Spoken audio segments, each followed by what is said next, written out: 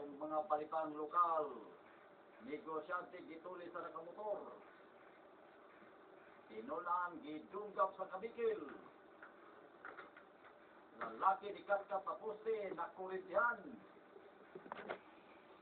7 anyos ka bata na banggaan patay.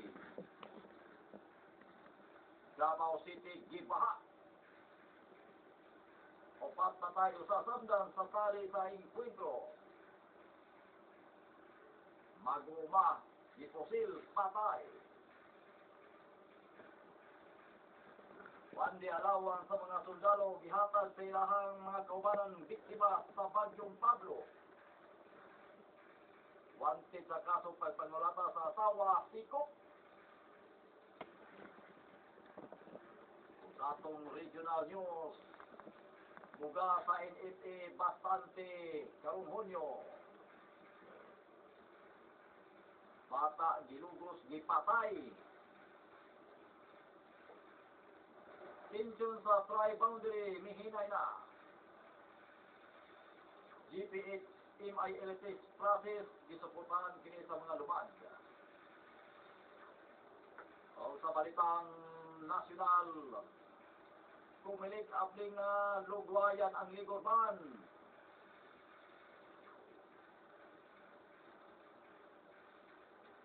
Musaka ang turismo sa tuig 2013 tungod kini sa Ganban. Bagong stock market record gikalipay sa tong Pangulo. Lakson gibati ko si Miriam. Sa balitang internasyonal, sobra 900 ang samdan sa gatusan gatusan ka mga flight ang nakansila kini sa grabing snow sa Japan.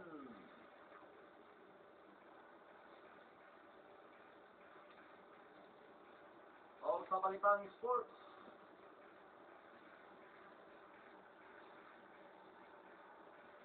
Floyd Mayweather moaway karong Setyembre.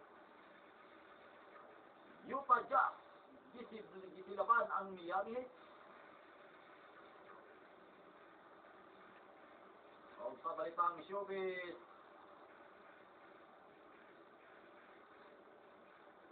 si Hak Jackman o Hak Jackman gikasab-an sa CDC sa siya gadyok sa flu vaccine. Karon sa atong mga balitang lokal, sa kaligosyante gitulis kini sa usa ka nakasakay og motorsiklo dito malabayng adlaw. Gitulis ang usa ka ginang sa usa ka suspect nga nakasakay kini sa motorsiklo diya sa Hillside Drive, buhangin ng Dakbayan sa Davao.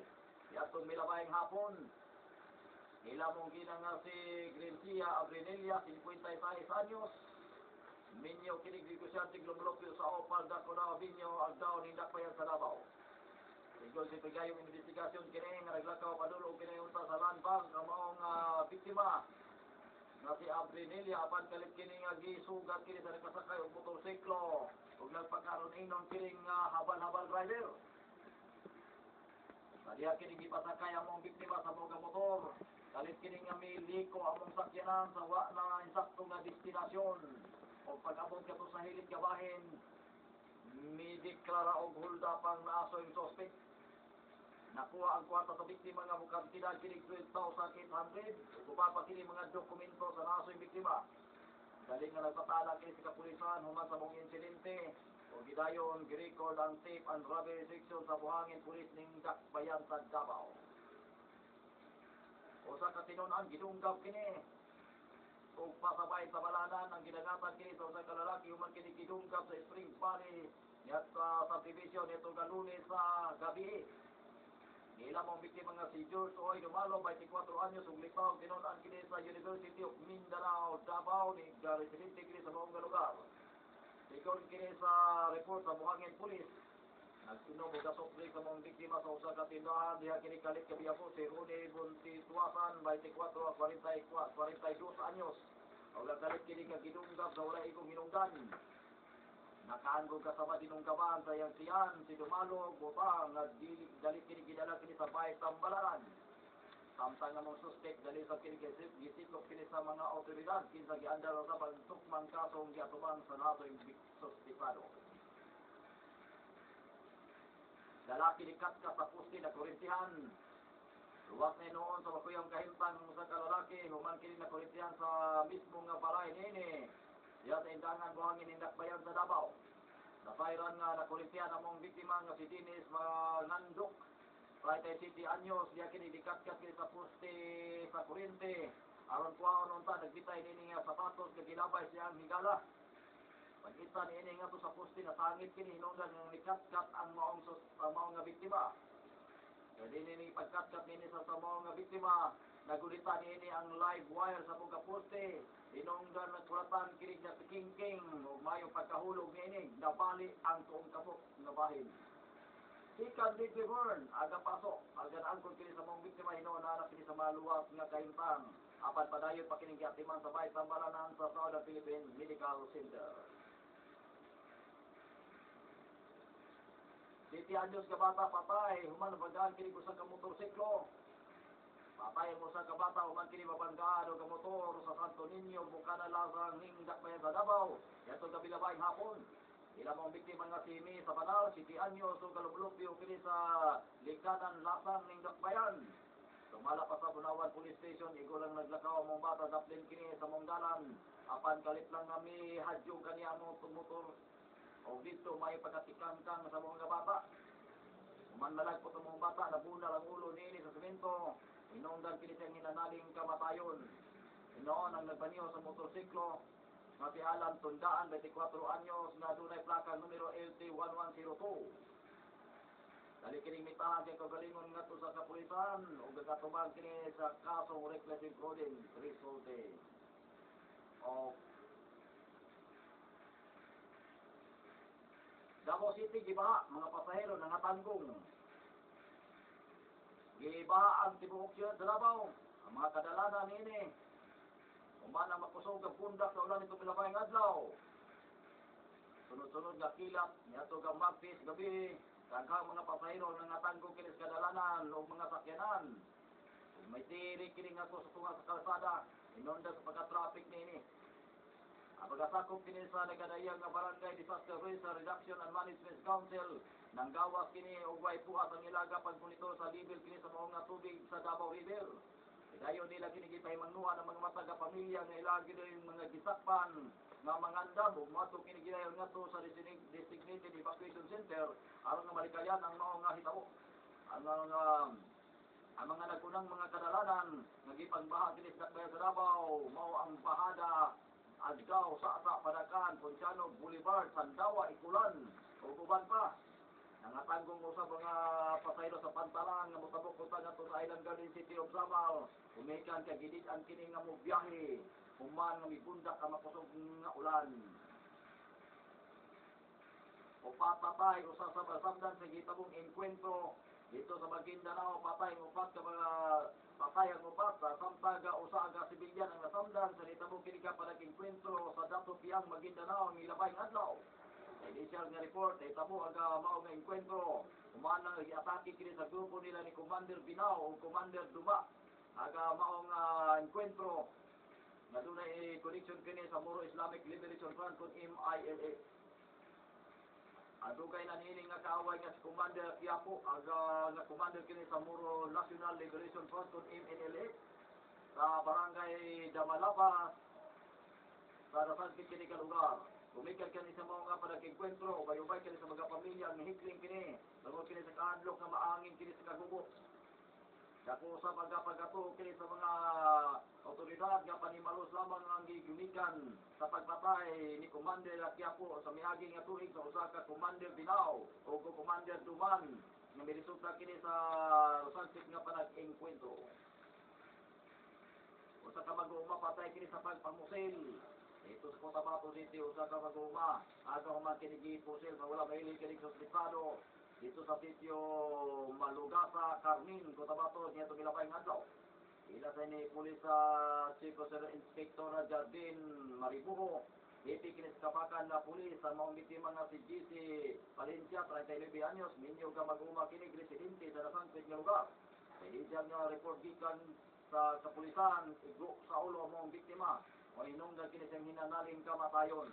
Na-recover usab sa crime scene ang usa ka empty cartridge gauge sa shotgun. Nagigamit kini sa suspect sa pagpamusil. Samtang usab kang gulong gitanaw kini sa kapulisan nga personal guard samtang nga gi-establish sa ini mo nga kaso amo nga insidente nga gapanghitabo.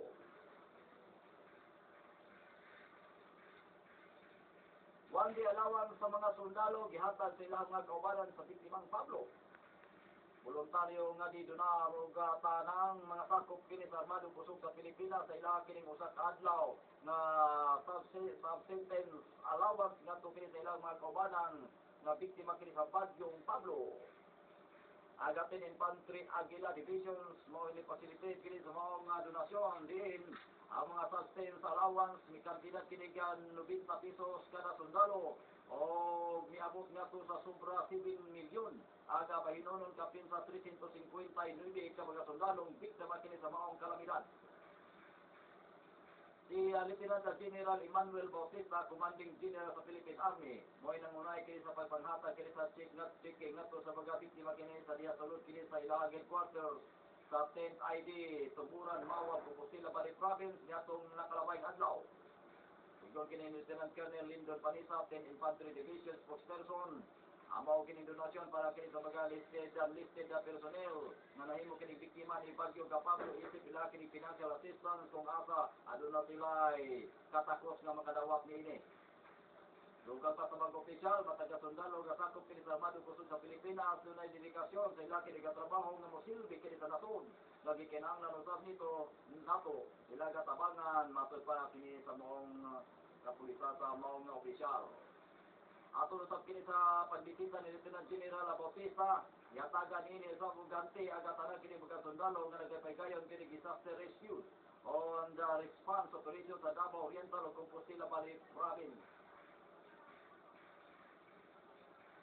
Wanted sa kasong pagpangulatan nga sa asawa, dakpan. Nahulog na gyud sa kamot sa mga kapulisan ng usa ka lalaki wanted sa kasong pagpangulatan nga sa asawa umati pila ka mga bulag kini nagtago-tago sa balaod. Dahil ang suspect mo si Roy Ong, pagkapalakay, 46 anyos sa kuyo kayo sa pag-asa pagkinuan sa barangay 5-in ng sila sa Davao.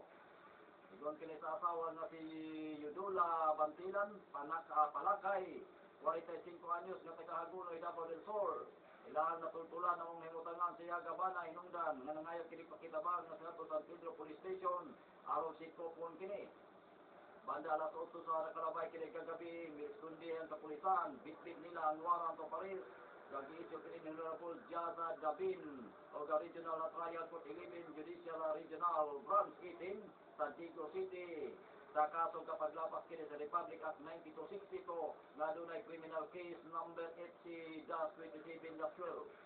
Kasong nakupagmahay kini nga gibati kini sa suspect na nga gibuhat sanglit wala na siya mahimo kundi tubangon na lang niya nini ang talaog niya himo ngadto sa korte. Rampangan hima sa riha sa mao nga suspetado nga karon natanggong sa San Pedro Police.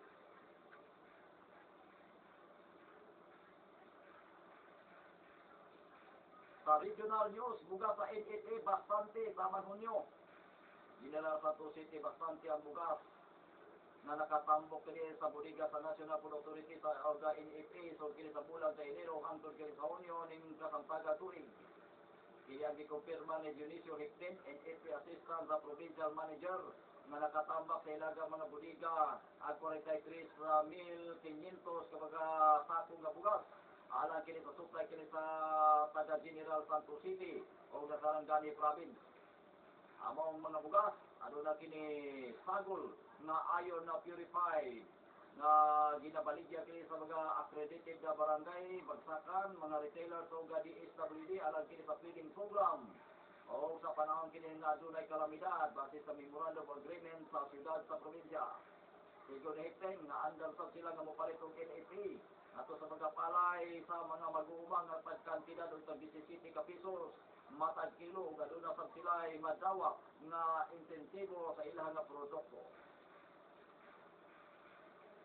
Iskit sa suspect nga buday killing gipagawas sa General Santos City gipagawas sa kalong General Santos City Police Office ang atong cartographic escape so sa ka mga suspect nga mipusil patay kang Munir Buday niadtong Enero 12 mipusil patay si Buday niadtong Enero 12 sa Leon Lido kanto San Pedro Street Lagaw sa magtuo kini nga Jimmy ug Jewel Bagapuro o ang igagaw nila ni naila nga sa pangalan nga Raymond Bagapuro si Raymond naigo kini sa pusil angol o kapadayon karon nagkitaman kini sa mga mananambal sa sulod kini sa General Santos City Hospital.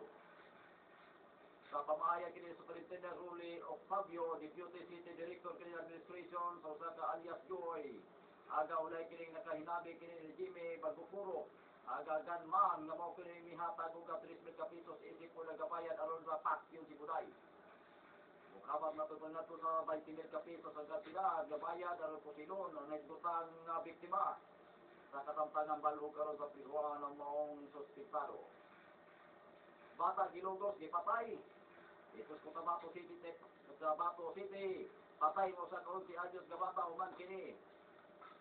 Lugosa sa sitio Barugot sa barangay Kimarayag, Pagkawayan, Cotabato. Ito milabay nga adlaw. Igon kini tama sa mong biktima. Nananghid ang iyang anak na mugawa sa ilaga balay niadto kay Enero 5 apan patay na kining nakita sa milabayng adlaw sa mao nga lugar. Ila mong biktima nga si alias Nini. Kung asa nakaangkon kini og gabunog sa iyaga kalawasan gumikan kini sa kahoy nga gigamit sa pagbunal sa wa mailing sa sitado ngadto kaniya. Sa pagkasusi sa mga doktor, gikompirmar nga sa mga sampit nga gilugo sa 11 anyos nga bata og gipatay. Ikumpirma rin sa kini sa Mikawayan, PNP nga doon na sila ay lead sa maong suspect.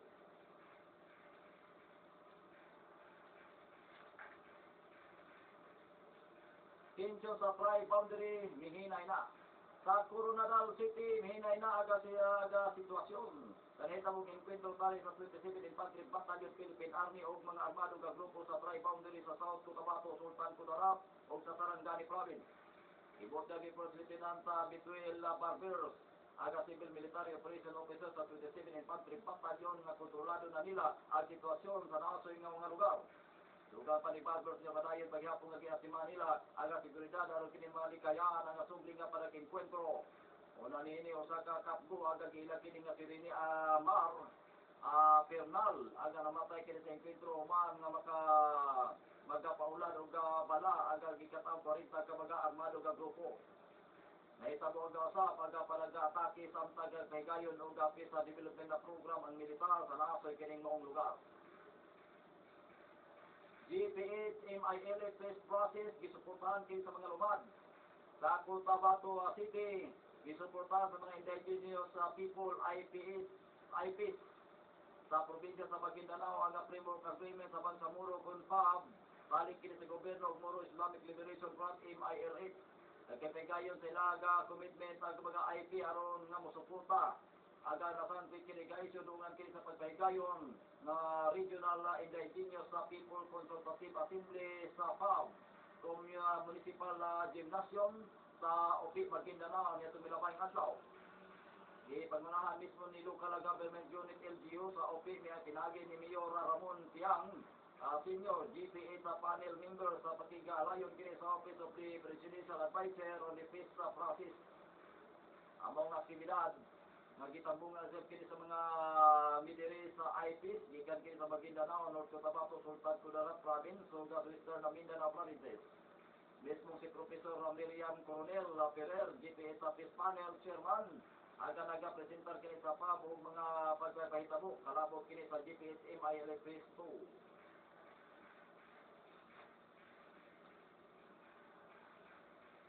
Sa Balitang Nasyonal, Comelec abli kini sa Gilugwayan nga Ligor Ban.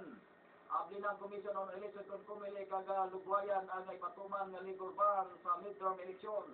Mato ni Comelec nga Chairman Sixto Brillantes nga gituna nila aga panghayong nga Metro Manila Development Authority nga extend ang duha ka adlaw ang Ligor Ban aga nalatid kini sa Balao Dapan.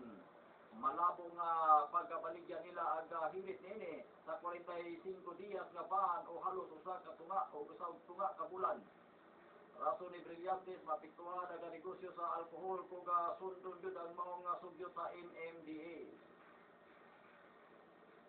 Una na nga gihangyo kini sa MMDA nga pabutod o 45 dias adlaw agi patuman kini nga legal ban sa panahon kini sa eleksyon aron matunoran ang mga aksidente nga gilabigitan kini sa mga hubog ng mga driver. Musaka ang turismo sa tuig 2013 tungod kini sa gun ban. Positibo si Tourism Secretary Ramon Jimenez nga dako aga matabang kini sa pagpatuman og election gun ban. Atol kini sa nasod aron nga maauhag ang mas daghang mga turista. Ato pa ni Jimenez nga lakip sa mga una kining tan-awon sa mga turista aga peace and order situation sa usa ka lugar nga apil ni sa crime rate nga gilaom kini nga muubos tungod kini sa gun ban. Nagpasalamat usab si Jimenez nga pipila sa mga higayon nga naapil ang Pilipinas nga destinasyon nga paborito nga bisitahon kini sa mga turista sa tibuok kalibutan. Bagong stock market record kini gikalipay ni Pangulong Noynoy Aquino. Malipayon kayong Malacanang nga bago nga record kini high nga natala sa Philippine Stock Exchange Commission con Index. Niabot kami sa 6,103 level aga PSEI matataas ka 51.6 56 points sa pag-sirado kini sa trading niato nga milabayng semana.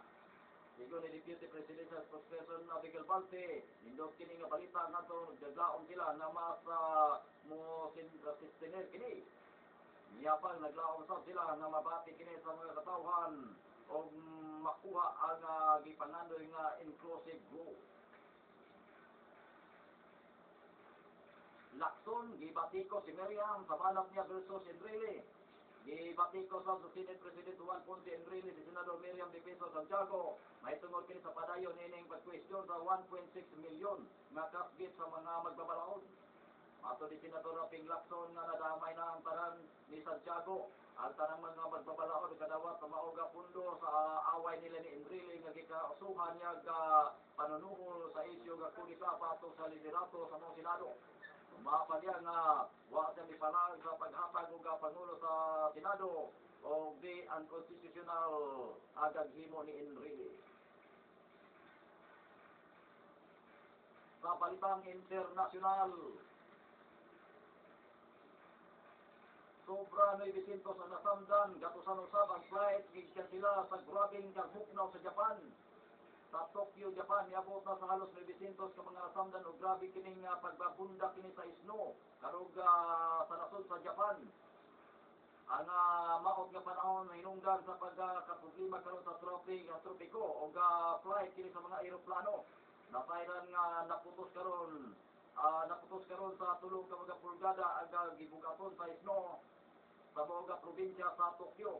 Usa sa mga natala kini nga patay human mahog kini sa kanal ang usa ka idara kini nga naglimpyong gisno at umaga mismo sa iyaga panimalay.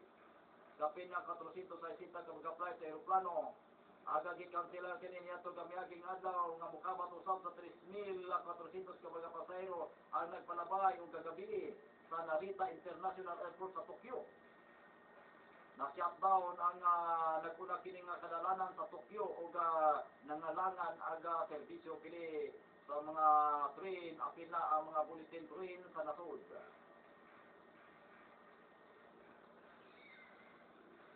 Nakalawa sa pagpamusil ang usa ka Italia na konsul sa Binsali, Libya. Sa report nga nagpadulong sa Guido si Francis o Santis sa Binghasi diha kini kalit kini nga gipusil sa mailing mga armadong mga lalaki. May na lang kay nakabulis ko pagakutsi sa paoga Italia na diplomat mo nga nakaluwas sa kini sa kamatayon. Tugod ini grabe ang pagtuto karon sa foreign na government sa seguridad kini sa mga diplomat nga moadto kini sa Binghasi.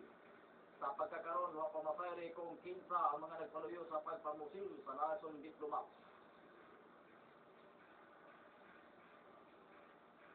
Sa balitang sports, kinatibuk-an 45 puntos ang gihimo nila ni Al Jefferson o Gordon Hayward Aron kini sa pangunahan ang Utah Jazz sa ila kini kadaugan kontra defending NBA champion Miami Heat. Dipildi sa Jazz aga Heat sa score nga 104-97. Milamang og 21 puntos ang Jazz apan nagukod sila sa Miami apan mi arriba gihapon. Aga team gikan kini sa Salt Lake City. I-score og 23 puntos si Jefferson nga gidungagan usab kini 22 puntos ni Hayward. Nabahin na sa Heat nga nakatala og 32 puntos si LeBron James. Ikasbahin usab aga gitambakan usab sa Chicago Bulls aga Atlanta Hawks sa 97-58. Doble-doble performance ang giimo kini ni Carlos Boozer nga mi puntos og 20 og 13 ka rebound. Tungod sa kapildihan kini sa Hawks, nakatala na sila sa ilaga 5 ka straight nga pildi.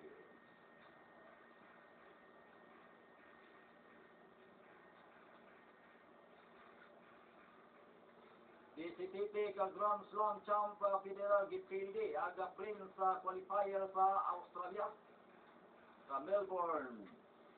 Gilayo kini magpakita gagila sa 17 times Grand Slam winner si Roger Federer sa iya kini ka opening match sa duha ka adlaw nga Australian Open. Gihimo ni Federer aga dula sulod lamang sa 83 minutos o gagipildi ni Benoit Paire sa France. Sa score kining 6-2, 6-4, 6-1. Makaatbang kini sa second round sa Swiss tennis superstar ang makadaog sa dula sa sali kini nila ni Dudi sila o sa Israel o si Nikolai Davydenko kini sa Russia. O sa balitang showbiz, balita Hugh Jackman ikatabang kini sa CDC sa joke sa flu vaccine sa Washington. Wala magustuhi sa Center of Disease Control ang prevention sa CDC. Aga nahimo kini nga komedya kini sa miaging adlaw sa aktor nga si Hugh Jackman sa kini nga acceptance speech sa Golden Globe Awards. Si Jackman aga midaog kini isip best actor ala kini sa musical comedy tungod kini sa pagdala kini sa Les Miserables. Ang mi kanayon kini sa iyang speech nga aduna siya flu. Bisan karon nga maayo na siya, nagbasol kini nga wala siya nagpaturok og flu vaccine. Apan gisumpayan sa bini nga dili kinahanglan nga magpa-vaccine pa siya sa flu vaccine tungod kay naayo na siya. Nasairan nga naapektuhan karon karon sa epidemic level aga flu outbreak ang US kung asa pipila ka mga syudad aga karon sa health emergency og sobra 20 na ang nangamatay. Hinungdan na mayong pagkasaba gato sa maong aktor. O gato 30 minutos kapag balita dalit kaninyo sa RPN News Watch.